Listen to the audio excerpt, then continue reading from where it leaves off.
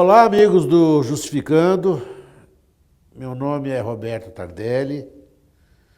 Eu sou advogado, mas fui promotor, fui procurador de justiça. Eu quero deixar, antes da gente começar a conversar, uma coisa clara. Eu me formei numa faculdade de Direito no interior do Estado, talvez um pouquinho antes do Colombo ter chegado na América Latina, certo? Para vocês terem uma ideia, quando eu me formei, a parte geral do Código Penal não tinha sido reformada, o Estatuto da Criança e Adolescente não existia, não se falava em direitos difusos, não havia Código do Consumidor, estávamos na ditadura militar, a Constituição era nem um sonho ainda, era uma utopia que a gente um dia imaginava que pudesse ter, e o Fusca era o nosso desejo, sim, quando eu entrei na Faculdade de Direito. É um outro Brasil, é um outro país, mas os defeitos são os mesmos. Eu demorei muito tempo para perceber que a nossa matriz republicana é muito ruim. Ela vem de um regime monárquico. Esse regime monárquico, por sua vez, é assentado numa forma de produção escravagista que até hoje perdura. Não é por outro motivo que essas reformas trabalhistas sempre caminham no sentido de retirar os poucos direitos que os empregados vão tendo. Nós não sabemos, no Brasil, lidar com direitos para as pessoas menos favorecidas. Isso, de alguma forma, agride a nossa nobreza, a nossa consciência um pouco mais refinada, vamos dizer assim. O direito do trabalho é um direito menor, o direito do trabalho é um direito que as pessoas olham meio torto para ele, como se fosse uma área destinada a defender aqueles malandros que exploram os bons e honestos empresários que produzem as riquezas do país. Nesse período todo em que eu entrei no Ministério Público, eu pude perceber, e demorei para perceber, porque essas percepções não são assim de uma hora para outra. Você não acorda, não cai um tijolo na tua cabeça. Você vai andando e vai percebendo que aquele caminho que você está andando não vai te conduzir a lugar nenhum. Você começa a andar em círculos. É um andar em ciclo ideológico, um andar em ciclo simbológico, em que você percebe que aquilo que você imaginava que pudesse fazer, defender a sociedade naquilo que ela tem de fundamental, passa a ser, na verdade, uma falácia, passa a ser, na verdade, um grande mito, passa a ser, na verdade, uma farsa. Quando você percebe que, na verdade, as instituições são feitas para garantir aquele status quo de dominação. É essa dominação que interessa. O bom promotor, hoje, principalmente hoje, desgraçadamente hoje, principalmente, não é aquele mais que, quando entra na sala, o advogado, o juiz, o réu respiram aliviados porque ali está entrando um homem justo, uma mulher justa, uma pessoa equilibrada. Não, o bom promotor é aquele que todos tremem de medo quando ele entra.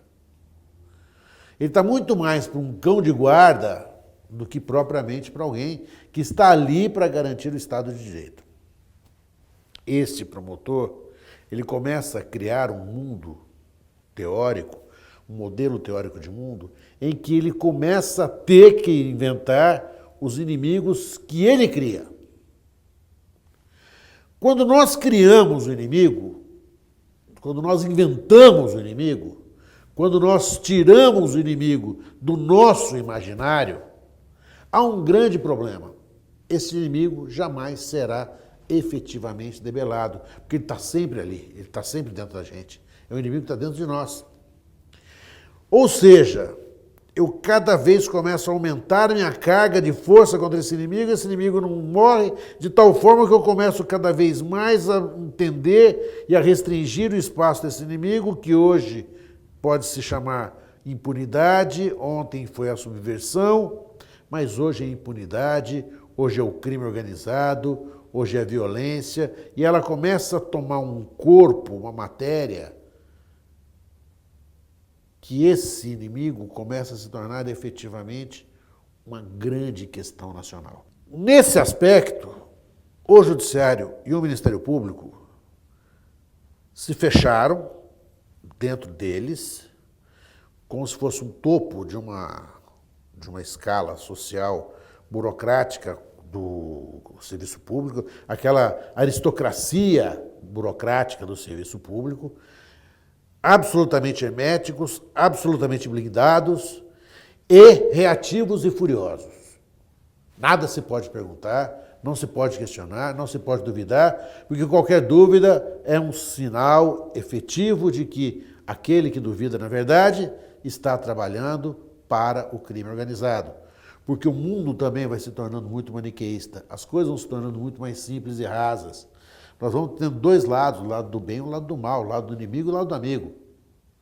E é nesses lados que você tem que escolher para ficar entre um e outro. Olha, quando não tem lado nenhum para ficar, e é o caso da advocacia, a advocacia ela está num momento hoje que ela não consegue mais onde ela vai, como que ela se comporta, como que ela se faz, né? O advogado hoje, criminalista, por exemplo, vive uma crise de identidade imensa. Ao mesmo tempo que ele está defendendo o seu cliente desesperadamente, lutando contra tudo e todos, ele também apresenta o cliente dele para ser o delator, para ser o confessor, para ser aquele que vai jogar o defunto na casa alheia. O mesmo advogado que defende é aquele advogado que colabora. Que defesa que é essa? Como que vai ser viver numa sociedade, numa legislação em que, ao mesmo tempo em que eu defendo, ao mesmo tempo eu colaboro? Quando que eu estou defendendo? Quem eu estou defendendo? Como que é defender? Eu só queria dizer uma coisa para quem está entrando na profissão agora. Você aí que acabou de passar na OAB. Você morreu para passar na OAB. Você achou que eu não fosse passar na OAB. Você prestou 5 concursos para não passar na OAB. Você estava fazendo promessa, você foi em terreiro, você fez tudo, visitou cartomante, mudou a alimentação, deixou de fumar, cortou cabelo, prometeu não fazer tatuagem, tirou o brinco. Agora que você passou na OAB, não se torne um canalha. Não se esqueça de quem você é. Não queira se tornar outra pessoa.